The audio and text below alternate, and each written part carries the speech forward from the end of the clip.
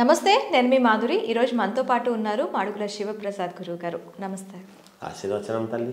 గురుగారు, శని త్రయోదశి, శని బాధలు వచ్చినా, శనిని పూజించాలన్నా, శని గురించి ఆలోచించాలన్నా చాలా భయపడుతూ ఉంటారు. ఈ శని త్రయోదశి రోజు మాత్రమే శనికి ప్రత్యేక పూజలు చేస్తూ ఉంటారు. అసలు శని త్రయోదశి విశిష్టత ఏంటి? అలాగే ఈ శని త్రయోదశి ఎవరు చెయ్యాలి? ఇప్పుడు చాలామంది ఏలినాడు శని, అర్ధమ శని, పంచమ శని, అష్టమ శని, అర్ధాష్టమ శని, ఇలా చాలామంది అంటూ ఉంటారు. అసలు ఎవరు చేయాలి? శ్రీ మహాగణాధిపతయే నమః. ఐం మహాసరస్వత్యే నమః. శ్రీ లలితాంబికా దేవియే నమః. శని త్రయోదశి ఎవరు చెయ్యాలి అనేటువంటిది ప్రశ్న. ఎవరెవరు చేసుకోవాలి అని. అసలు శనిని అనుకుంటేనే భయము అంటే అసలు దేహమే దేవాలయం అన్నాడు. మనం ఆలోచన చేయాల్సింది. దేహపీడాకారకుడైనటువంటి వాడు శని. శనేశ్వరుడు అంటే ఒక్కొక్కసారి శని మహాదశలో ఉన్నతమైనటువంటి స్థితికి తీసుకెళ్ళేటువంటి వాడు శనే. ఎవడు నీవాడో ఎవడు నీవాడు కాదో తెలియజెప్పేటువంటి వాడు కూడా శనే. నీకు బాధలు కలిగిస్తే నీ ఎంట ఎవడు ఉంటాడో, నువ్వు ఎవడైతే ఉంటాడు నాకు నమ్మకము అని పెట్టుకున్నావో వాడు నీవాడు కాదురా అని తెలియజెప్పేటువంటి వాడు శనేశ్వరుడు. ఆశ్చర్యాన్ని కలిగింపజేసేటువంటి వాడే శనేశ్వరుడు. అందుకే శనేశ్వరుడు అని అంటున్నాం. మనం మిగతా గ్రహానికి శుక్రేశ్వరుడు, గురేశ్వరుడు అని చెప్పడం లే. శనేశ్వరుడు అని ఎందుకు శనేశ్వరుడు అని ఎందుకు చెప్తున్నాము అంటే శనేశ్వరుడు అని మనకు మన జీవితం గురించి మనకు ఆశ్చర్యాన్ని కలిగించేటువంటి వాడు శనేశ్వరుడు. ఒక్క మాటలో చెప్పాలంటే ఎవడు నీవాడు, ఎవడు నీది అనుకున్నదేదో నీది కాదు, నీదేదో ఇగో ఇది అని చూపించేటువంటి, మనకు కళ్ళకు కట్టినట్టు చూపిస్తాడు.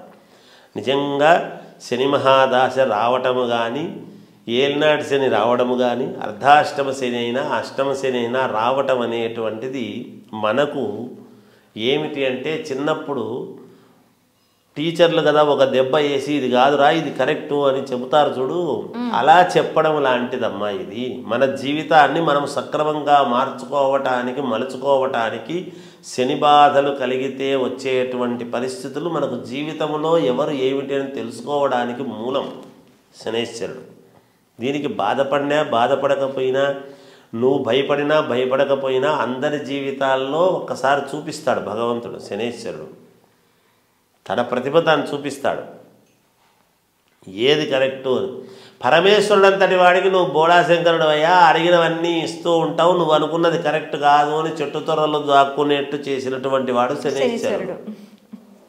సరే దాక్కున్నాడా లేదా కథన చెప్తున్నామా మనం, ఇంకొకటే వాడుక భాషణ అనేది పక్కకు పెడితే, ఎవరికైనా ఇంతకు నువ్వేమిటి అనేటువంటిదే, నేనెవరు అనేటువంటిది ప్రశ్నార్థకముగా మారినప్పుడు నేను ఫలానా అని తెలుసుకోవడానికి శనేశ్వరుడు అవసరం. ఓకే, అంటే ఏలినాటి శని, అర్ధాష్టమ శని, అష్టమ శని రావటం వాళ్ళ మంచికే అంటారు మీరు? 100% మంచికే, 100% మంచికే. నువ్వు వద్దన్నే వస్తుంది కదా, నువ్వేం ఆపలేవు కదమ్మా. ఆ దశలు వచ్చినప్పుడు ఆ దశల్లో మనము పాటించాల్సినటువంటి విధానాలు ఏమిటనేది మనం తెలుసుకోవాలి. కానీ వస్తుందని భయపడితే ఎట్లా? వర్షం వస్తుంది అని వర్షం వచ్చినప్పుడు గొడుగు పెట్టుకోవాలా లేకపోతే రెయిన్ కోట్ వేసుకోవాలని మన బాధ్యత. వర్షాన్ని రాకుండా ఎట్లా చేస్తాం? అది ప్రకృతి. గ్రహాలు మన జీవితంలో మనకు ఒక భాగం.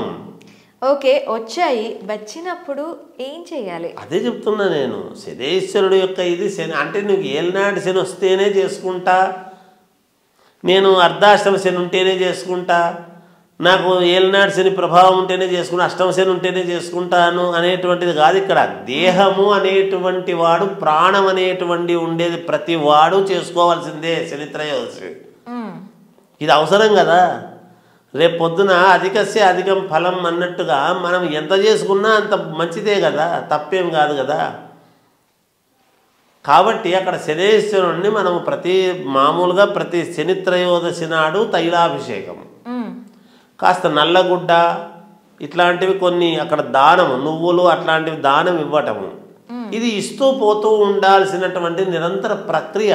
మనం ఎలా అయితే రోజు పొద్దున్నే టిఫిను, మధ్యాహ్నం భోజనము, రాత్రికి మళ్ళీ అల్పాహారము చేసుకుంటూ ఉన్నామో మనకు శక్తికి కావాల్సినటువంటిది మన శరీరానికి కావాల్సినటువంటి శక్తి గ్రహాలు ఇవ్వాలి అంటే గ్రహాలకు ఎప్పటికప్పుడు చేసుకోవాల్సిన అవసరం ఉంది కదా.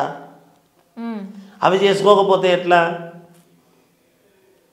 దేహపీడాకారకుడైనటువంటి శని చక్షుపీడోపశాంతయ్య అని రాహువుకు చెప్పుకుంటున్నాం మనం. ఛాయాగ్రహాలైనటువంటి రాహువుకు చెప్తున్నాం మనము, కేతువుకు చెప్తున్నాము, గురుగ్రహానికి చెప్తున్నాము, దైవానుకూలంతో మనం చేసే శుక్రగ్రహానికి ఇస్తున్నాము, కళత్ర పీడ అని చెప్పుకుంటున్నాము. భార్యా పిల్లల నుంచి పీడలుగా పోవాలి అంటే శుక్రుడికి చేసుకోవాలి అని, ఒక వెలుగు వెలగాలి అనుకుంటే ఇలా ఒక్కొక్క గ్రహానికి, ఆరోగ్యానికి సూర్యుడికి చెప్పుకుంటాం. అన్ని గ్రహాలు మనకు అవసరమే కదమ్మా. కాబట్టి శనిత్రయోదశి నాడు వాళ్ళు మాత్రమే చేసుకోవాలని ప్రతి వాళ్ళు కూడా శనిత్రయోదశికి వెళ్ళి తైలాభిషేకం చేసుకోవడం అనేటువంటిది చాలా ముఖ్యమైనటువంటి పని. అయితే ఈ శనిత్రయోదశి రోజు కొంతమందికి దానాలు కూడా ఇవ్వమని చెప్తూ ఉంటారు. ఈ దానాల యొక్క విశిష్టత ఏంటి? ఏం లేదు, నువ్వులు, నల్లగుడ్డ, శనికి సంబంధించినటువంటి వస్తువులు, ఇనుము, మేకు, పత్తి, ఇవన్నీ కూడా శనికి సంబంధించినటువంటివే. ఐరన్, మట్టి, మూకుడు, ఇవన్నీ కూడా ఉంటాయి. ఇవన్నీ కూడా నూనె, నువ్వుల నూనె, ఇవన్నీ కూడా దానం చెయ్యాలి ఒక బ్రాహ్మణుడికి అనేటువంటిది. ఎందుకు తీసుకోనేటువంటి వాడు ఉండాలి కదా. నువ్వు ఇస్తా అంటావు దండిగా, తీసుకునేవాడు ఉండొద్దు. అందుకనే కదా ఇనుము అనేటువంటిది 116 అని ఎందుకు పెట్టారు అంటే, నోట్లు నువ్వు ఏది పెట్టినా రూపాయి కాయిన్ అనేటువంటిది లేకుండా దానం ఇస్తే చెల్లదు. ఆ ఇనుము సత్తు, ఇనుము అది ఆ ₹100 అనేది పెట్టినప్పుడే, దాంట్లో అది ఇచ్చినప్పుడే మనం దానం అనేటువంటిది. నువ్వు లక్షలు కోట్లు ఇచ్చినా పర్వాలేదు, ఏ లాభం లేదు, కానీ ఒక రూపాయితో నీకు లాభం వస్తుందంట. దీంతో పాటు అది కలిపితేనే, ఆ కాయిన్ లేకుండా ఇచ్చింది ఏది ఫలితం రాదు. కాయిన్ ఉండి ఇస్తేనే ఇనుము కదా, అది ఇనుము దానం అనేది అవుతుంది. ఇనుము కాయిన్ దానం, అది ఇనుము. ఆ ఇనుము ఇచ్చినప్పుడే దానం. అందుకనే బ్రాహ్మణులు దాన్ని స్వీకరించిన తర్వాత మళ్ళీ వాళ్ళు చేసుకునేటువంటి పరిహారం ఉంటుంది. వాళ్ళు స్వయంగా పరిహారం చేసుకునే వాళ్ళు ఉంటారు, చేసుకోవాలి. దానం తీసుకుంటేనే ఎక్కడికి వెళ్ళిపోతుంది, మీరంతా కూడా ఆయనకు పోతుంది. ఏముంది, మేము దానం ఇస్తే తీసుకుంటున్నాడు, వాడి గొప్పతనం ఏముందని చాలా చిన్నచూపుగా మాట్లాడుతుంటారు దానాలు తీసుకునే వాళ్ళను. చాలా కనువిప్పు కలగాలి వాళ్లకు. నువ్వు ఇస్తానంటే నేను ఇస్తాను, నువ్వు తీసుకో. ఓ 10 కిలోలు దానం ఇస్తాను, నువ్వులు తీసుకోలేవు. నువ్వు తీసుకున్నావు అంటే నీ కుటుంబాన్ని అంతా కూడా ఇబ్బంది పెడుతుంది. అంతే కదా. నాకొద్దు, నువ్వు అక్కడ పట్టుకోకపోతే అక్కడమే పట్టుకుంటాడు శనేశ్వరుడు. గొప్పవాడు ఏమమ్మా, బ్రహ్మాండంగా సంపాదించుకున్న వాళ్ళు కాస్త రోడ్డు మీదకి వచ్చిన వాళ్ళు ఉన్నారు. ఎంతమంది లేరు? చాలా ఇబ్బందులు పడిన వాళ్ళు ఉన్నారు. దానం తీసుకోవడం అంటే బ్రాహ్మణులు అంత చులకనగా మాట్లాడరాదు ఎప్పుడు కూడా. అసలు మేము ఇస్తే నువ్వు తీసుకునేవాడివి, నువ్వేం గొప్ప అంటే, నువ్వు తీసుకునేవాడు లేడనుకో, నువ్వు ఎవరికి ఇస్తావు? నీ భార్యకి ఇచ్చుకో, మీ మామకి ఇచ్చుకో, పిల్లనిచ్చిన మామకు తీసుకుంటాడేమో, ఇచ్చుకోండి. మరి లేదు కదా, చేయకూడదు కదా, అట్లా హేళన చేయరాదమ్మా ఒకరిని. దానాలు తీసుకునేటువంటి వాళ్ళను హేళన చేస్తే ఎట్లా? దానం అంటే అది మనకు ఉన్న దాంట్లో ఇవ్వటం ద్వారా మన కర్మ. ఉన్న దాంట్లో కాదు, నీకు ఎక్కువ ఇవ్వడం లేదు, నీకుండే పరిహారం పోవడానికి ఇస్తున్నావు. నువ్వు దండిగా నువ్వు ఎంత దండిగా అయినా నువ్వే పెట్టుకుంటున్నావు. నీకు 100 ఎకరాలు ఉండేవాడు 1 ఎకరా దానం చేద్దామని అనుకోవడం లేదు. ఆ ఇంచు కూడా పోయిందని మళ్ళీ నువ్వు గొలుసు కొలిపించుకొని నువ్వే పెట్టుకుంటున్నావు. ₹1,00,00,000 ఆస్తి ఉండేవాడు ₹10 నోటు కింద పడితే సరేలే అనుకొని పోవడం లేదు, మళ్ళీ వంగి తీసుకుంటున్నావు పైకి. నీకు ఎక్కువ ఇవ్వడం లేదు, నీకు బాధ ఉంది కాబట్టి ఇస్తున్నావు. ఊరికనే ఇవ్వడం లేదు కదా. ఊరికనే ఇచ్చేటువంటి మహనీయులు కూడా ఉండవచ్చును సమాజంలో, నేను వాళ్ళని తప్పుపట్టడం లేదు. ఈ చాలా దూరం పోతుందమ్మా అనుకుంటే, ఇంకా చాలా దీని మీద చాలా వ్యాఖ్యానం చెప్పొచ్చు గాక. అయితే మనం శనేశ్వరుడి యొక్క ప్రభావము అంటున్నాము కాబట్టి అంతవరకే దానాలు ఇస్తేనే మంచిది. ఇచ్చుకుంటే వాళ్ళు ఇయ్యమంటే మనం బలవంతం చేసేది ఏం లేదు, నీ ఇష్టం, నువ్వే పెట్టుకో, ఎవడొద్దండు దానికి ఏమో బలవంతం ఏముంది. నువ్వు పిలిచి ఇస్తే తీసుకుంటారు కానీ మీ ఇంటి దగ్గరకు వచ్చి ఎట్లన్నా కానీ నాకు నీ శనిదానం ఉందని చెప్పి ఎవడు తీసుకుంటాడమ్మా, ఎవడు తీసుకోడు. అంతా చేస్తారు. బ్రాహ్మడికి ఇచ్చేది ఎంత? వేల కోట్ల రూపాయలు నువ్వు సంపాదిస్తుండి శనేశ్వరుడు ఇది చెయ్యాలా అంటే ఏం ఒక 5116లో 10116లో పెట్టి ఇవ్వచ్చు. ఇవ్వరు. 116, 516, మ్యాక్సిమం 1116 ఇస్తే గొప్ప బ్రాహ్మడికి. అవును.